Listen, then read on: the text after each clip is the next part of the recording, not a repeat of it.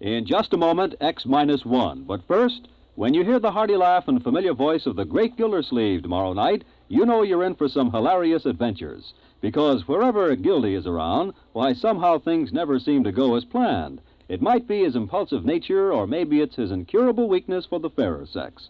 But whatever it is, the great Gildersleeve is bound to keep you laughing for a full 30 minutes. Tune in tomorrow night and meet Judge Hooker, Nephew Leroy, Housekeeper Bertie, and all the rest of the friendly people from Somerville as they join the great Gildersleeve.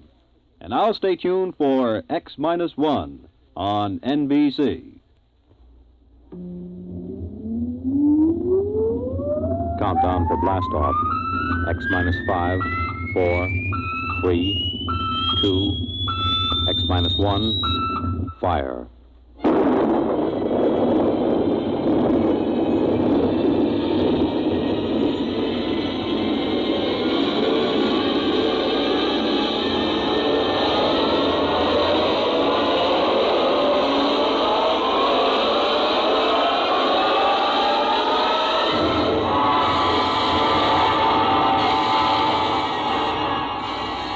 From the far horizons of the unknown come transcribed tales of new dimensions in time and space. These are stories of the future, adventures in which you'll live in a million, could be years, on 1,000 maybe worlds. The National Broadcasting Company, in cooperation with Galaxy Science Fiction Magazine, presents X minus 1.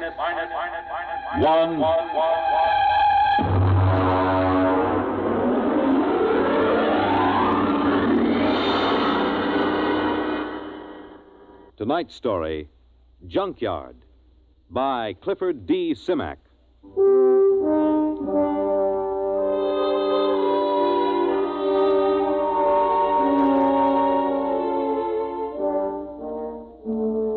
The funny thing about the whole thing was the fact that we had never intended to land on Planet 9. We circled it and decided it was strictly a low-grade affair. It wouldn't amount to anything for 1 billion years or so. As commander of a galactic survey team, I couldn't waste my time on it. Then my exec saw this junkyard through the telescope. We landed, took a look at a load of alien machine parts discarded by some other spaceship, and then prepared to take off for Earth. It had all been a waste of time. Engine room, MacGyver. This is Commander Warren. All secure? Yes, sir. Very well. Countdown for blastoff. Engine room ready, sir. X-5, -4, -3, -2, -1. Fire.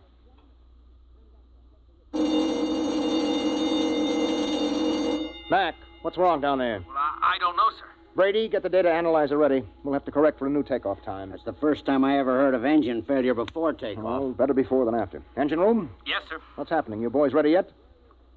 No, sir. Well, burn it, man. Get going. I want those engines started. Sir, What is it? I don't quite know what to say. Well, say something or I'll have you busted. We can't start the engines, Commander. At least I can't. Well, why not? I don't know. Klein, put Klein on. Lieutenant Klein, sir. Lieutenant, what is going on down there? Is there something wrong with the engines? No, sir. I've double-checked them. Well, then let's get them heated up or we'll be on this godforsaken planet the rest of our lives. We can't do it, sir. Klein, suppose you tell me exactly why you can't start the engines. Can you do that? Yes, sir. All right, why? Because, sir, we can't remember how. What? Yes, sir. We've forgotten how to start the engine. Lieutenant, report up here in 1 minute. Bring Dr. Spencer with you. Yes, sir. All right, Brady, where have you got it? Got what, Ira? Don't play innocent. You and I have been doing planet surveys together for 15 years. You carry enough dead weight in grain alcohol on every trip to keep you happy for 1,000,000 light years. Now, obviously, the boys in the engine room have gotten into it. Impossible. Where is it? I got a few fifths in my locker, but nobody's touched it. I checked a few minutes ago. Well, then somebody has got some in the engine room. Come in. Lieutenant Klein, sir. I brought Dr. Spencer as ordered. Hello, Doc. Did Klein here tell you what's going on? He did. How long will it take you to get these guys sobered up? I can't, Why not? because they're not drunk. I tested Klein in my office. Now, wait a minute, Doc. Are you trying to get me to actually believe that these men, intergalactic engineers with years of hyperfission experience, have forgotten how to start the engines of this ship? That's right. You're serious? Dead serious, Ira. Something, somehow, has caused these men to forget how to start the engines. There it was. It fit in perfectly with a lot of other annoying little things that have been happening to us ever since we put down on Planet 9. It was to have been a routine exploration of a low-grade, uninhabited planet. Some routine exploration. All right, Klein, now listen to me. Do you have manuals aboard? Engineering manuals? Yes, sir. Take the engine room boys and study those manuals. They'll tell you how to start the ship, won't they? Yes, sir. Okay, get going. Doc, I'd like you to stay here with me and Brady for a minute. Okay. Report back to me, Klein. Yes, sir. Okay, Doc, you're supposed to be an expert on space medicine. What is it? I've never seen anything like it, Ira. Brady? Search me, Captain. I've seen 'em with space blues, alien psychoses, the works. But I've never seen a disease that could make a crew forget how to start the engines. Maybe it isn't a disease. Okay, what then? Maybe it's a deliberate thing. You mean they're faking? No, I know Klein and the others too well for that. I mean, maybe there's some outside influence. Doc, we've surveyed this planet from top to bottom. We know there isn't a living cell on it. What about the junkyard? What junkyard? Oh, he means that pile of rusty space engine parts we found. The boys nicknamed it the junkyard. He's right. Somebody put it there. Well, we know that another spaceship landed here. We know that from the blast marks on the rock. We know that for some unexplained reason they took their engine apart and tried to put it together again. And we know they succeeded in building a much simpler engine, leaving a lot of spare parts, and we know that they took off. The blast-off marks tell us that, too. What we don't know is whether or not they left somebody behind. Or something. What about that stone tower, Ira? The boys looked it over. It's just a pile of stones. They probably threw them together as a shelter while they were rebuilding their engines. Oh, that sounds too simple. I don't like that tower, Ira. Why not? I don't know. It was scary. It had that black look about it. The smell of death. I felt it when I walked past with Klein and MacIver. Oh, that's the Celt in you. Banshees and spooks. I still don't like it. I need a drink. Skip it. We should be ready to blast off in a few minutes. Engine room. Engine room. What's going on down there? Engine room. Lieutenant Klein. Daddy? Is that you, Daddy? Did you bring me a present? Daddy, I'm scared. Holy mackerel, that's Klein. He's gone off his rocker. Klein! Doc, I think we better get down to that engine room.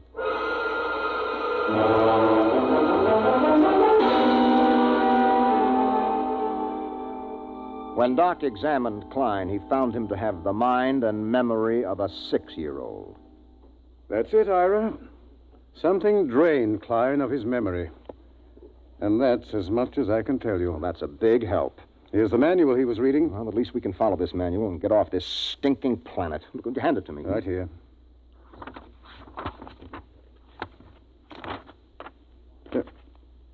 Anything wrong, Ira? Is it all there? It's all here, Doc. This is the engine manual that tells all about the engines. How they operate, how to locate trouble, how to fix them, how to start them. Well, what is it then? You're sweating like a pig. All of a sudden, I can't remember the symbols. Doc, I've forgotten how to read.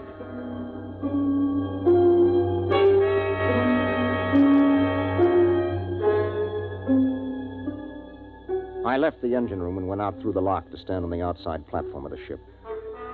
I looked over the junkyard where the metal of the rusted engine parts gleamed. There was a riddle there. A riddle we hadn't been able to figure out.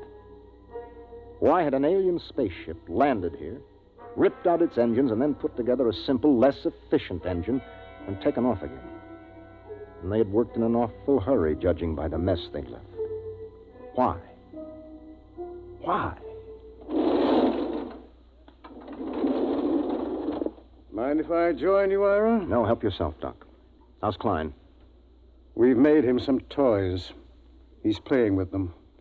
I've assigned Mac to see that he doesn't hurt himself. Doc. Yes? Have you got any ideas on what's happening to us?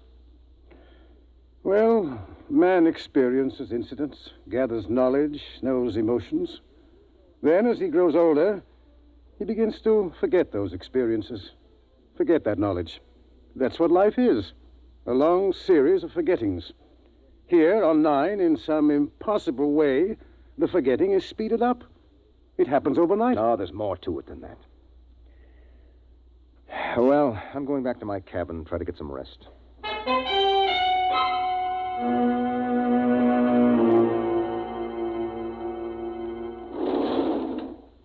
That you, Ira? That's me, Batters. What gives? We're in a jam. There's been planets I wouldn't mind being marooned on, you know. But this ain't one of them. There's something here, Ira. I can feel it. Yes, I can feel it myself. Maybe we should have looked around more. Klein looked around. Klein was the one found that tower. Bertie, that's right. He did. He said he didn't like it. He said it scared him. In the morning, Bad Ears, we'll go and see that tower.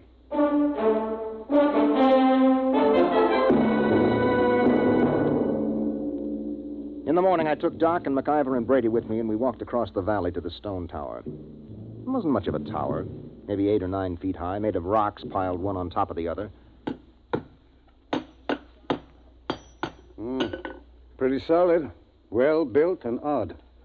Type F culture, I'd say. Did anybody bother to look inside this thing? MacIver, you were here with Klein yesterday. Yes, sir. We couldn't find a way in, Captain. Klein poked around but gave Well, up. we'll make a way in. Stand back. I think I can shoot the top off it. Oh, now that should be big enough for a man to lower himself into. Okay, pass the rope around my shoulders. Captain, Yes? in case there's anything, dangerous, maybe I ought to go. After all, I'm survey engineer. MacIver's right, Ira. Okay, Mac, your responsibility. Yes, sir. Just fasten the rope under my arms. Mm-hmm. That's it. Now, I'll climb up and lower myself in. If I pull twice, haul me out. One pull means okay. Give me a hand, Brady, huh? How about a quick shot of whiskey first? Never touch it. Ready? Yep. Can you see inside? Black as a tomb. I'm going to lower myself. Pay out a little rope. Well, it's been lovely. Here we go.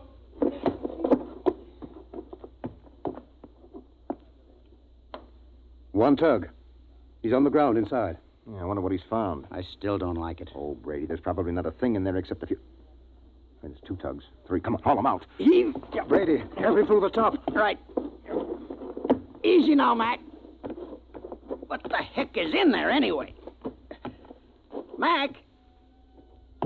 Mac? Dada? Dada? Holy jumping asteroids. Doc, he's flipped. No, he hasn't lost his mind. He's just reverted to babyhood.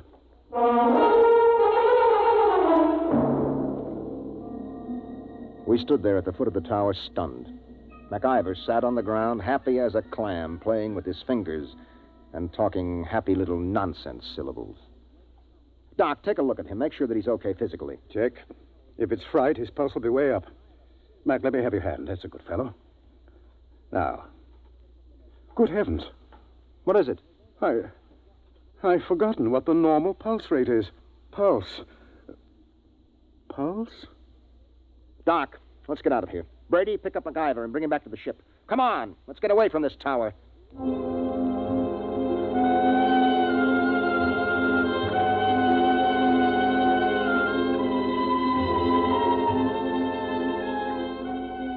A few minutes later, Brady and I sat in the captain's quarters. He didn't do much talking, just sat and tipped his bottle to his lips ever so often. Well, at least we know in a general way what we're up against. Do we? We know there's been knowledge lost, important information forgotten. Check. Now, that memory, that lost skill, that knowledge went somewhere. Maybe there's something in that tower that takes it away.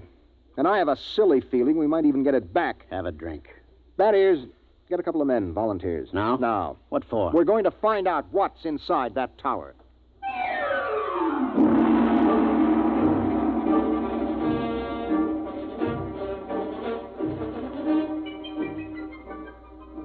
We lowered a rotating infrared movie camera into the tower, took some pictures, and went back to the ship for a look.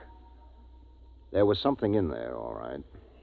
Now, as far as we can determine, this thing we photographed is shaped like a watermelon standing on end. The movement of the hairs all over it suggests vibrations, such as an antenna of an insect. Underneath are wires leading to terminals that seemed plugged right into the thing. You think it's a form of life? My guess is a combination of living organism and machine. After all, man and machines work together. The difference is that man retains his individual identity. Well, since it doesn't locomote, somebody or something must have put it there. Exactly. It looks like some kind of communication organism. If it is, it's a communication machine that is built to take in information rather than pass it along. Doc, do you really think that egg in there has been stealing our memory? Why not? Well, because it's too wild. That's why not. It's no wilder than a lot of other things we found. Say that egg is a device for gathering knowledge. But there's no knowledge here to gather. I mean, how often does a ship land on an out-of-the-way melon like this? Wait a minute, Brady. Who says that knowledge has to be collected here? What? I said, why do we assume that knowledge has to be collected right here on Planet 9? We forget things back on Earth, don't we? Good Lord. Suppose you were some race setting out fish traps for knowledge, and you had plenty of time to gather it. Where would you put your traps? On a planet swarming with intelligent beings where the traps would be found and destroyed or their secrets snatched away? Or would you put them out on some second-rate world where nobody would ever bother them? Good heavens, I'd pick a spot just like this. Let me fill in this picture, Doc. I think that some unknown race is bent on trapping knowledge throughout the galaxy. Ira, if what you say is true, if it is, then every time someone on Earth forgets something, it's because one of these eggs has drained it out of him. Well?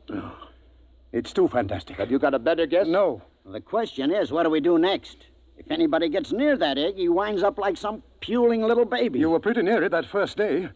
Did you forget anything? Well, how should I know? I was too pleasantly lit up on grain spirits to know the difference. Well, the question is still, what now? I'm going outside to think. Ira. Yes? There is one thing to keep in mind. What is that, Doc?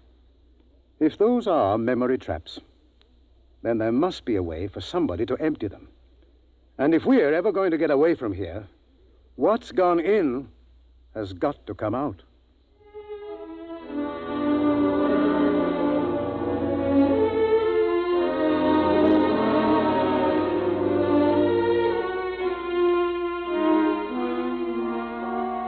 I stood out on the platform of the ship and tried to make some sort of pattern of it. Forgetfulness. That was the key word. All through the galaxy, in every culture, there was forgetfulness. There were lots of learned theories, of course, kinks in the brain, neuroses, data processing. But suppose they were wrong. Might it not be that forgetfulness was caused by thousands upon thousands of these memory traps planted throughout the galaxy, nibbling away at the conscious memory of all the sentient beings that lived among the stars? On Earth, a man forgets slowly because the traps are far away. But here, in their very shadow, a man forgets suddenly. And then another thought entered my mind. What kind of race had set these traps? How did they empty them? How? Brady. Huh? Where do you keep your liquor? Not cheap. Come on, where? It's in my locker. Get it out of there, all of it. Ira. That's a direct order. Okay. All of it. That it? Yeah. I never thought I'd see the day when you pulled rank on me, Ira. If you confiscate this stuff, so help me, I'll never Who forgive said you. anything about confiscating? That is, have you ever really hung one on? I mean, just got pie-eyed drunk? Well, let's see. Yeah, there was once on Mars. Was that the worst? It was beautiful. Took me 3 days to sober up. They say I fought off the whole galactic patrol for hours. Well, do you think you got enough here to get that polluted again? I got a pretty good supply, Ira. Well, that's good, because in 1 minute, I'm going to give you a direct order to hang on the biggest, most monstrous drunk in the entire history of the universe. But first, you have to volunteer. I volunteer. No, not until I explain why I'm doing this. Ira, this sort of project don't need reasons. It's a pleasure. Let me finish. You know that egg up in the tower? Yeah? The minute you get near it, it grabs your mind, wipes it clean, right? Yeah. And a lead space helmet doesn't shield you, as we saw with MacIver. Right. Now, Doc thinks this egg is a kind of communications thing. It must be. Okay, you're a communications man. What do you do when you can't shield a communication? Well, that's easy. You scramble it. Any fool knows. Holy mackerel. Exactly. Are you still game? You think it'll work? I don't know. I think it might. Well, suppose it doesn't. You'll be a babbling infant like Klein and MacIver. If we don't stop that thing, it'll happen anyway. Unless we can remember how to start the engines. Okay, Ira. I'll do it. When do I start? Right now.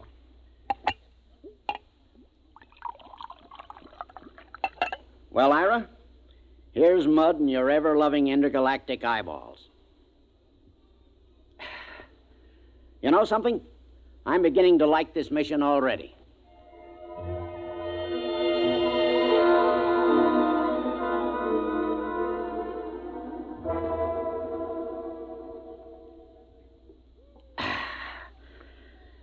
Well, that kills the last bottle. How am I doing, Ira, old buddy? You're not drunk enough.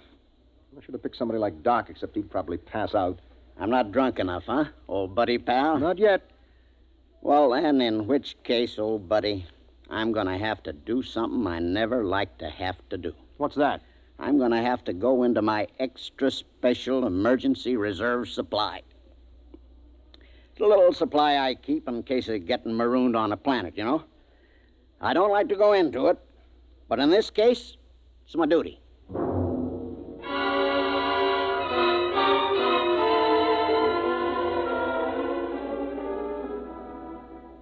I'm a rambling wreck from Georgia Tech and a heck of an engineer. A rambling wreck from Georgia Tech and a heck of an engineer. Woo! Blast off! Okay, I guess you're ready. What do you think, Doc? Most amazing thing I've ever seen. Is he drunk enough? What I want to know is what's keeping him conscious. Okay, Bad Ears, on your feet. Help him up, Doc. Right. Rambling wreck from Georgia Tech. Let's go, Bad Ears. Right. Rambling wreck from Georgia Tech.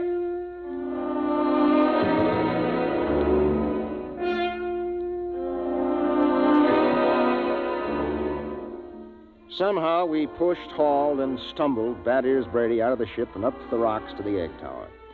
We erected a tripod over the hole with a block and tackle, passed a rope around Brady's chest, and hauled him over the entrance to the tower. There he swung like some overstuffed pig, singing raucously under the eerie moonlight. Rambling wreck from Georgia Tech. Well, what do you say, Ira? You got the earphones on him so they can't slip off? They're on. Well, I guess we're ready to lower him. Ira. Yep. You sure? It's a man's life. I'm not sure, Doc. But as commander of this expedition, I sometimes have to risk the lives of my men. Okay, Ira. Lower away before I start to get sober. Lower away. Blast off. Fire one. Fire two. Bon voyage, Ira. Good luck, Brady. Good luck. He's at the bottom, Ira. Bad Ears, can you hear me? Get your hands out of my hair. Something's got his hands in my hair, Ira. Oh, the thing must be picking at his brain. Brady, listen to me. Do you see the egg? See it, it's my buddy, Ira. My little old egghead buddy. You and me's buddies, egghead, right? Have a drink. Oh, good Lord, he's got a bottle with him. He's pouring it on the egg. Brady, listen to me. The wires. Wires? The lead wires you took in with you. Yeah. Pull out the studs on the egg and hook your wires to it. You got that? Just a minute. Me and Egg here's gonna have a drink. Oh, good heavens. It's no use, Ira. He's too drunk to know what he's doing. I'll try again. Brady, listen. Your friend, the egg, can't hear you, see? He can't have a drink until you hook your wires into him. You got that? Sure, that's an awful thing. That's dreadful. Okay. What's he doing? Doc, you getting any impulses? Not a thing. Maybe we better haul him out. If he starts to sober up... Maybe we'd better. Okay, 1, 2... Wait a minute, wait. What?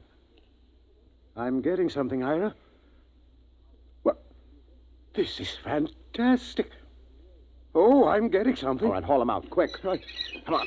A rambling wreck from Georgia Tech. A rambling... Brady, are you all right?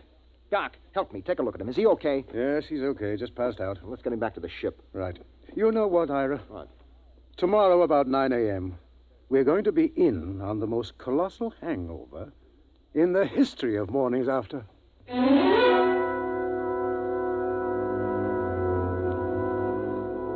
We were in on more than Doc Spencer had bargained for. More than any human being had any business being in on. Oh. Well, Brady, how do you feel? Shoot me. You turned the trick. The tower. You hooked into the egg. The stuff is rolling out now. Doc and the boys have got a recording hooked up. The stuff they're listening in on is enough to set your teeth on edge. What's that? The information that mind trap has been collecting for hundreds of years. It'll take us years to sort it out, but we're getting some of it straight already. Any of our own stuff? Plenty. Anything on engines? Well, not on our engines. So? We got the dope on the Junkyard engine. Mac and the boys are helping to get it assembled. We're ripping out our own engines and just keeping some of the parts. Another junkyard, huh? Another junkyard. The engine we're building now is superior to anything ever built. Pretty handy little gadget, that egg. Only one thing. What's that? Tell Doc if he comes across a good hangover remedy to let me know, huh? Oh.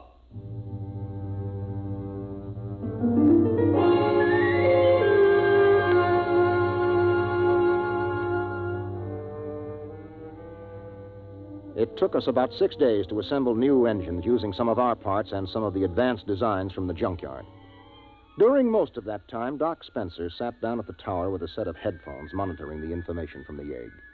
He was like a man possessed. I didn't think anything unnatural was happening until the night of the 6th day.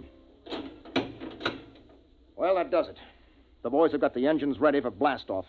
There's a full moon, too. We should be able to lift her by tomorrow morning, huh? We're blasting off in exactly 1 minute, that is. What? In exactly 1 minute. But Ira, Doc, and some of the techno boys are down monitoring that egg. I know it.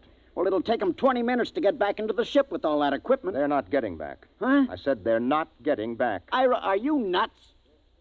Come here, that is. I want you to take a look through this field scope. You can get a good close-up of Doc and the boys who have been monitoring that egg. Now, wait till I get it focused. You got 'em? Yeah? Take a close-up. Mother in heaven. You see why we have to leave them here? Those faces, they're like some kind of beast.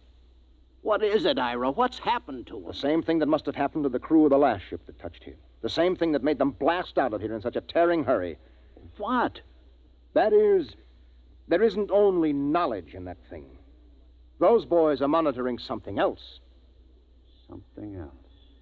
Personality, that is. They're not human anymore. They're turning alien.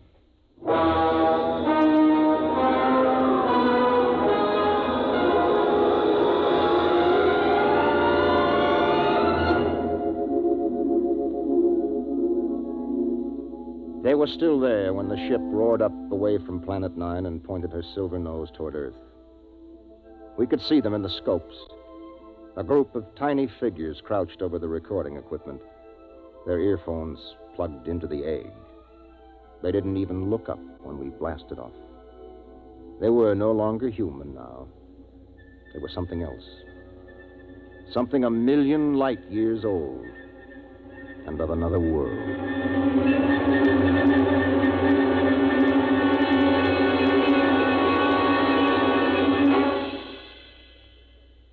You have just heard X-1, presented by the National Broadcasting Company in cooperation with Galaxy Science Fiction Magazine, which this month features the R. DeWitt Miller story, Swenson, Dispatcher. The story of a shrewd but unscrupulous spaceship dispatcher who tries to best the rival airlines by unethical means, and with most surprising results. Galaxy Magazine on your newsstand today. Tonight, by transcription, X-1 has brought you Junkyard, a story from the pages of Galaxy written by Clifford D. Simak and adapted for radio by George Lefferts. Featured in the cast were John Larkin, Bob Hastings, Mercer McLeod, Stan Early, and Jack Orison. Your announcer, Fred Collins. X-1 was directed by Daniel Sutter and is an NBC Radio Network production.